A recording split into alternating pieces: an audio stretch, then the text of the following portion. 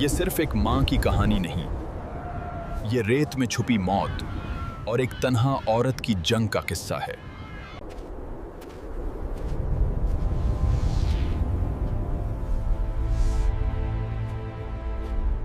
جب حضرت ہاجرہ کو دنیا کے سب سے سنسان مقام پر چھوڑا گیا،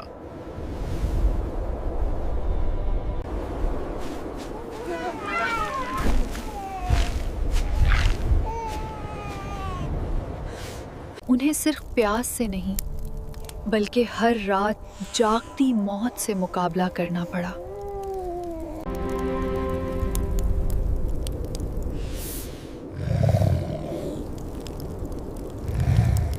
انہوں نے اپنے بیٹے کو بچانے کے لیے کیا کچھ کیا، شاید ہم اندازہ بھی نہیں کر سکتے۔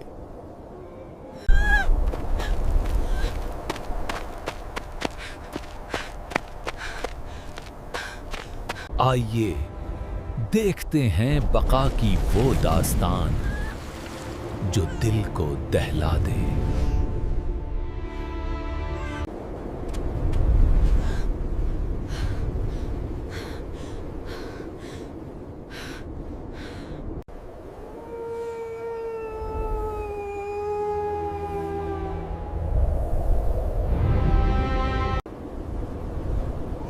یہ کہانی ہے اس وادی کی جو دوزخ کا دہانہ تھی۔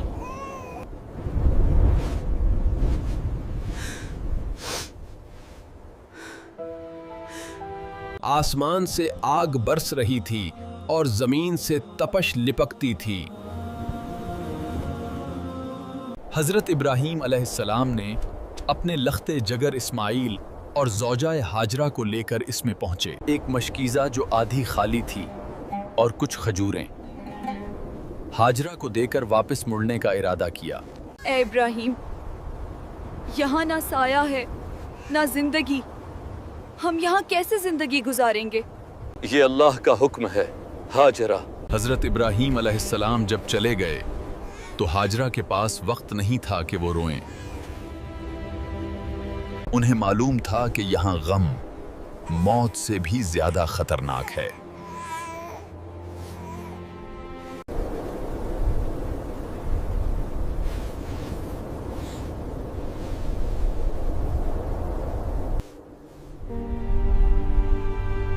ہاجرہ نے سب سے پہلے چٹان کے نیچے کا حصہ دیکھا۔ سورج کی کرنیں وہاں براہ راست نہیں پڑ رہی تھیں، لیکن وہاں بیٹھنا انتہائی مشکل تھا کیونکہ وہ جگہ چونٹیوں اور بچھوؤں سے بھری پڑی تھی۔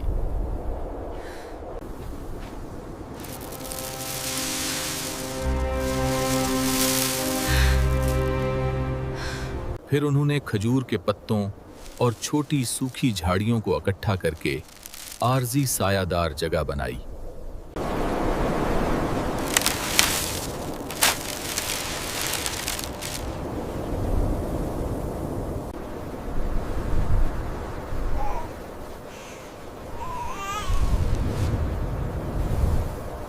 تو ڈرنا نہیں میرے لال، جب تک تیری ماں زندہ ہے تمہیں کچھ نہیں ہونے دوں گی۔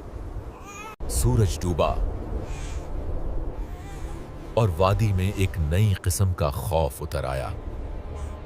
ہاجرہ سمجھ گئیں، دن کو گرمی مارتی ہے اور رات کو سانپ اور بچھو۔ انہوں نے دور دور تک موجود کانٹے دار جھاڑیاں اور سخت پتھر اکٹھے کرنا شروع کر دیے۔ یہ ایک خطرناک باڑ تھی۔ وہ ایک ایک پتھر اور ایک ایک کانٹا احتیاط سے رکھتے۔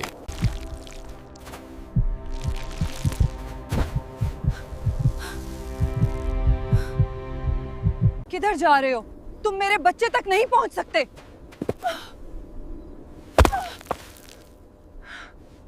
میرے بیٹے، تم پریشان نہ ہونا، ہمارا خدا ہمارے ساتھ ہے۔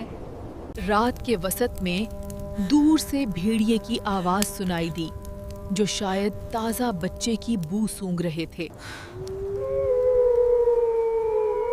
ہاجرہ نے بچے کو سینے سے لگا کر ساری رات جاگ کر اور دعا پڑھ کر گزاری۔ حسبنا حسبنا اللہ ونعم الوکیل حسبنا اللہ ونعم۔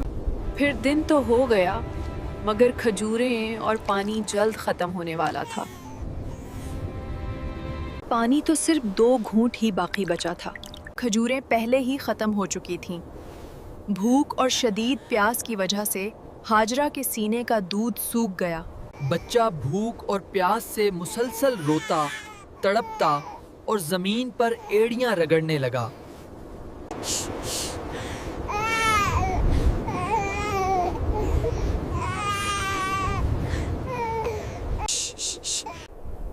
اے میرے رب، یہ بچہ اب پیاس سے مر جائے گا، یہاں ایک قطرہ پانی نہیں۔ میرے مالک، میرا بچہ مر رہا ہے، مجھے کہیں سے ایک قطرہ پانی دے دے۔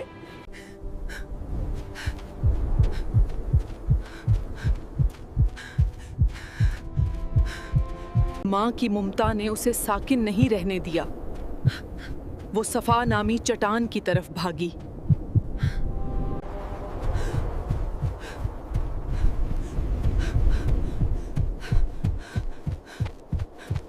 چاروں طرف نظر دوڑائی، شاید کہیں کوئی کارواں، کوئی پرندہ، مگر ریت ہی ریت نظر آئی۔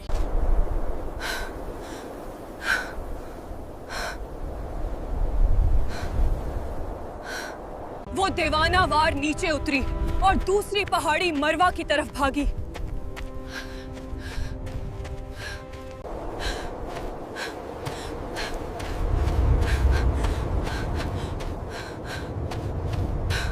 ان کے پاؤں تپتی ریت پر جل رہے تھے مگر انہیں احساس نہیں تھا۔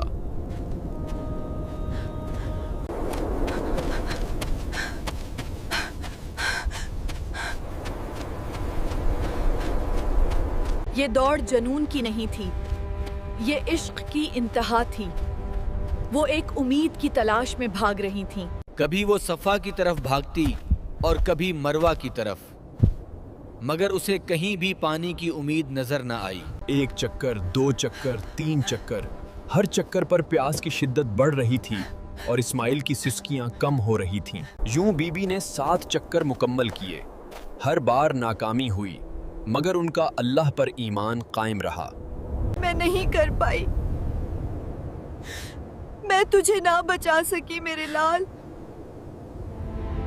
پھر ہاجرہ دیکھتی ہے کہ بچے کے پاؤں رگڑنے سے وہاں سے پانی ابلنا شروع ہوا۔ یہی وہ زمزم کا پانی تھا جو آج تک جاری ہے۔ پانی اب وافر تھا۔ ہاجرہ نے سب سے پہلے زمزم کے گرد پتھروں کی مضبوط دیوار بنائی۔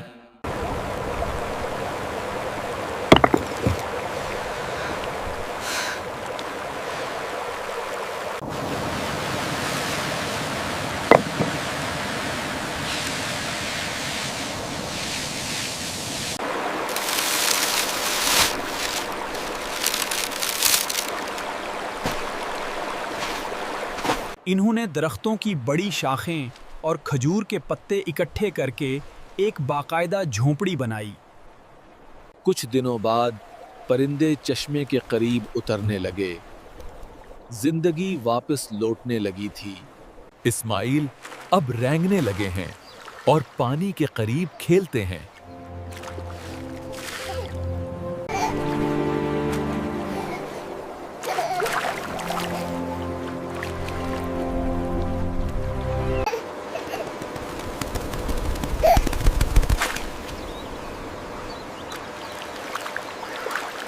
بی بی ہاجرہ اس کے چھوٹے ہاتھ دھوتی ہیں اور مسکراتی ہیں۔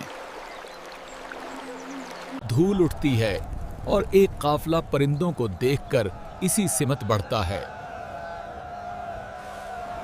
وہ چشمے کے قریب پہنچتے ہیں، حیران ہیں کہ اس ویرانے میں پانی کیسے؟ کیا ہم یہاں بس جائیں؟ پانی آپ کا، ہم صرف رہنے کی جگہ چاہتے ہیں۔ یہ بنی جرہم کا ایک قافلہ تھا جو شام سے آ رہا تھا۔ یہ قبیلہ अब जमजम का पानी देखकर आसपास आबाद होना चाहता था। वहाँ बस्ती आबाद हो चुकी थी। इब्राहीम अलैहिस्सलाम भी हाजरा का हाल मालूम करने इस वादी में तशरीफ लाते रहते थे। अब इस वादी में लोगों की कसरत और आबादी बढ़ने लगी थी। ये देखकर इब्राहीम अलैहिस्सलाम बहुत खुश हुए। अब हजरत इस्माइल अलैहिस्सलाम भी 13 साल के हो चुके थे। कबीला जुरहम के लोगों ने हजरत इस्माइल अलैहिस्सलाम को मोहब्बत से एक एक दो दो गोस्फन तोहफे में दिए। यूं उनके पास बहुत से गल्ले जमा हो गए और वो इत्मीनान और खुशहाली से जिंदगी गुजारने लगे। फिर अल्लाह ताला ने इब्राहीम अलैहिस्सलाम और इस्माइल अलैहिस्सलाम को खाने काबा की तामीर का हुक्म दिया। खाने काबा की तामीर और हजर अस्वद नस्ब करने के बाद अल्लाह ताला ने उन्हें हज के मुकम्मल आमाल सिखाए। जब हजरत इब्राहीम अलैहिस्सलाम ने हज के बाद आराम किया, मगर ख्वाब में अल्लाह का पैगाम उतरने लगा। ख्वाब में देखा कि वो अपने फर्जंद हज़रत इस्माइल अलैहिस्सलाम को अल्लाह की राह में कुर्बान कर रहे हैं। हज़रत इब्राहीम अलैहिस्सलाम फरमाते हैं, ऐ मेरे बेटे, मैंने ख्वाब देखा है कि तुम्हें ज़िबा कर रहा हूँ, तुम बताओ तुम क्या कहते हो। ऐ बाबा, जिस काम पर आप मामूर हुए हैं जल्द उसे अंजाम दीजिए। अगर खुदा ने चाहा तो आप मुझे सब्र करने वालों में से पाएंगे। शैतान रोकने के लिए आया, मगर इब्राहीम अलैहिस्सलाम ने उस पर कंकरियां फेंककर उसे भगा दिया। फिर इब्राहीम अलैहिस्सलाम ने चादर बिछाई और अपने फर्जिंद को उस पर लटा दिया। अल्लाह ताला ने इस्माइल को बचा लिया और उनकी जगह एक दुम्बा हाजिर हो चुका था। और यूं इब्राहीम अलैहिस्सलाम ने अल्लाह के हुक्म पर पूरा अमल करके दिखाया और अपने इम्तिहान में कामयाब हो गए। फिर इब्राहीम अलैहिस्सलाम को आवाज़ आई, तुमने अपने ख्वाब को सच कर दिखाया। हम ऐसी ही जज़ा नेक बंदों को देते हैं। बेशक ये खुला इम्तिहान और अजीम आजमाइश थी। ये अजीम तारीखी लम्हात आज भी हज और कुर्बानी की सूरत में जिंदा हैं, जो दुनिया को सिखाते हैं कि हर आजमाइश के पीछे अल्लाह की हिकमत और इनाम छुपा होता है।